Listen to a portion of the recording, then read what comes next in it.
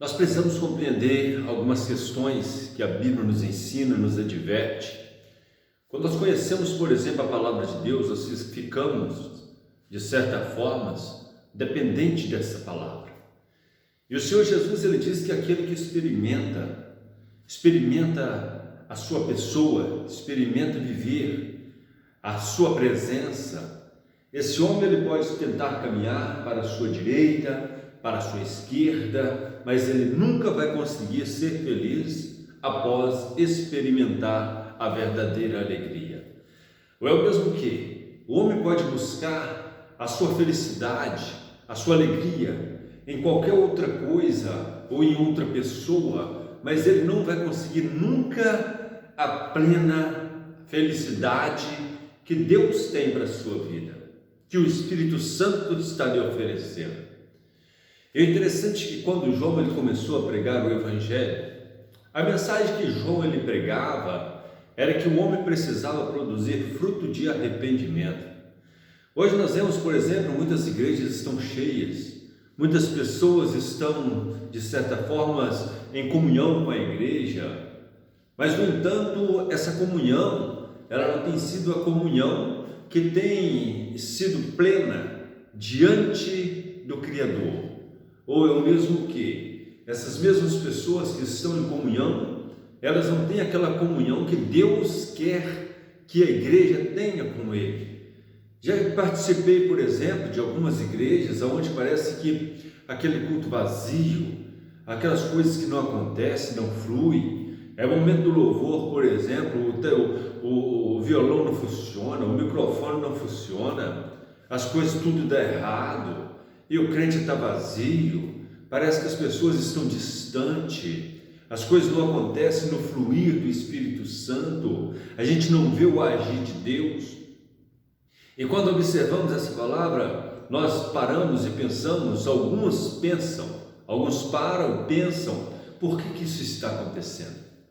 Acontece porque o culto às vezes ele começa sem a oração, o culto começa sem um preparo.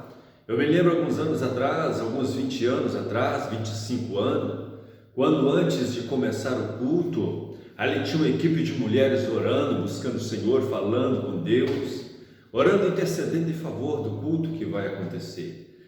Hoje, por exemplo, a juventude sobe no altar, pega o violão, começa a cantar, mas não faz nem mesmo uma oração antes de iniciar o culto. Não tem aquele preparo.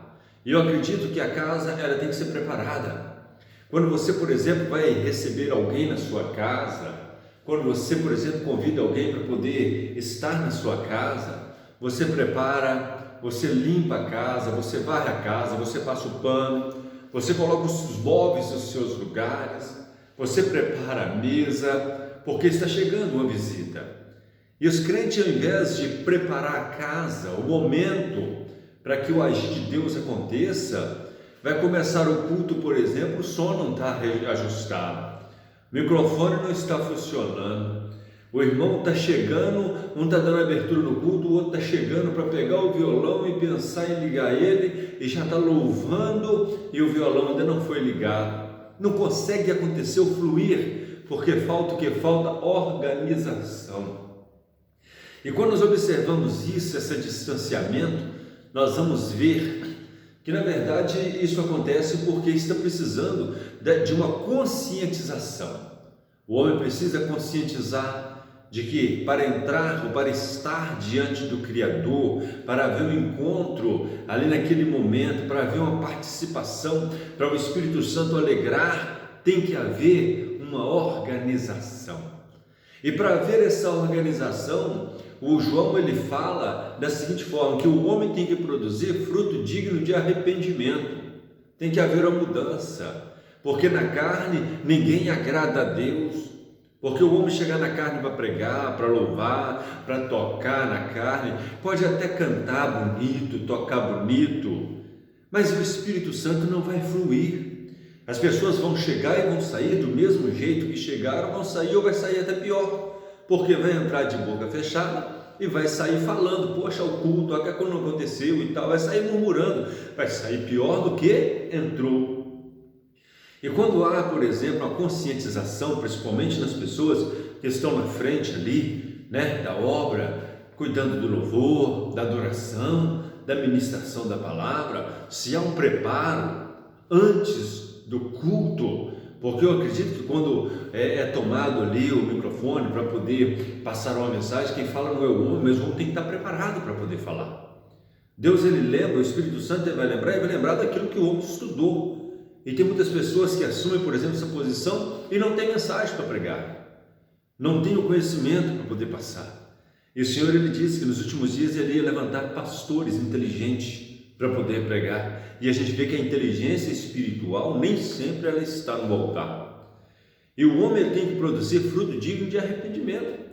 Às vezes o próprio pregador, ele tem que reconhecer as suas falhas e humilhar no pó, porque se ele não tiver com a vida de acordo com os propósitos de Deus, Deus não vai agir. Mas Deus usou até uma mula. Não, ele usou uma mula, mas não quer dizer que o homem que estiver em pecado vai ser usado, não.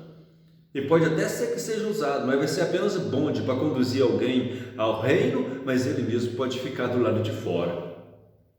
Essa palavra é muito forte.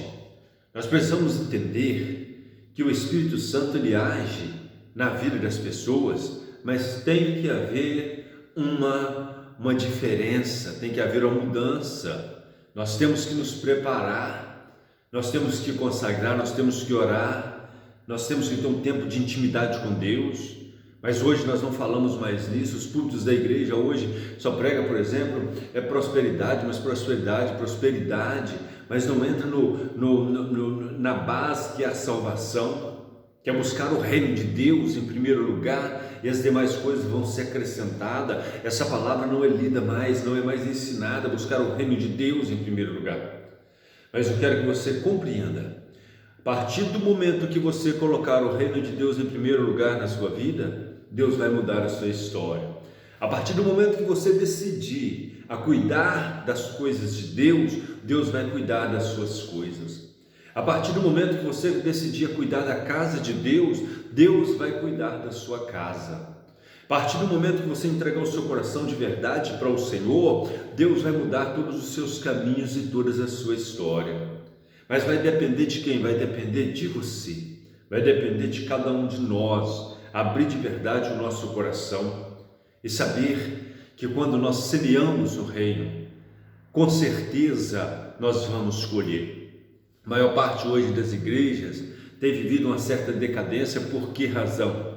Muitas pessoas não querem ter compromisso com a oração, muitas pessoas não querem ter compromisso com o culto, muitas pessoas não têm compromisso com as reuniões que acontecem, com nada que acontece na igreja. Muitas pessoas não querem ser dizimista, muitas pessoas não querem ser ofertante, mas quer receber de Deus, quer receber de Deus, mas quer ficar livre de todos os compromissos e responsabilidade. Mas Deus só tem compromisso com aqueles que têm compromisso com Ele. Deus só tem compromisso com pessoas que têm compromisso com Ele, meu irmão.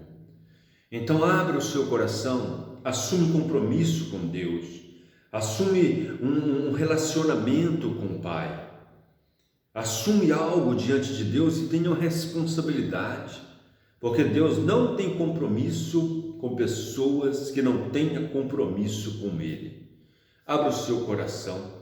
A gente vê, por exemplo, Zaqueu não tinha compromisso nenhum com Deus e ele não tinha verdadeira alegria, tinha toda a riqueza, toda a prosperidade, mas faltava a verdadeira alegria que só Jesus poderia lhe dar.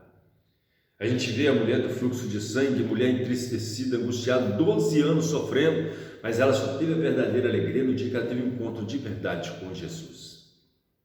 A gente vê a Maria Madalena, aquela mulher que expulsou 7 demônios, se tornou uma missionária. Ela só conheceu a verdadeira felicidade no dia que ela teve um encontro de verdade com Jesus. A sua tristeza será que não é a ausência de Deus? A sua tristeza será que não é pelo fato de não haver o fruto de arrependimento na sua alma?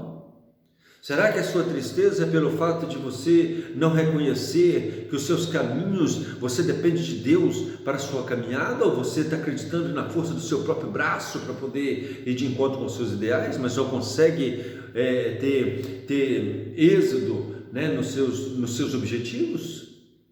Mas Deus está lhe dando uma oportunidade. A oportunidade de você abrir o seu coração e dizer: Senhor, eis-me aqui. Eu estou de braços abertos aqui, Senhor, para te receber. Eu estou com o coração aberto para poder receber o Senhor. E eu quero que o Senhor entre na minha casa, entre na minha vida. Eu quero que o Senhor me salva para poder obedecer o Senhor. Eu não quero obedecer para ser salvo, mas eu quero que o Senhor salva-me para mim poder ser obediente ao Senhor.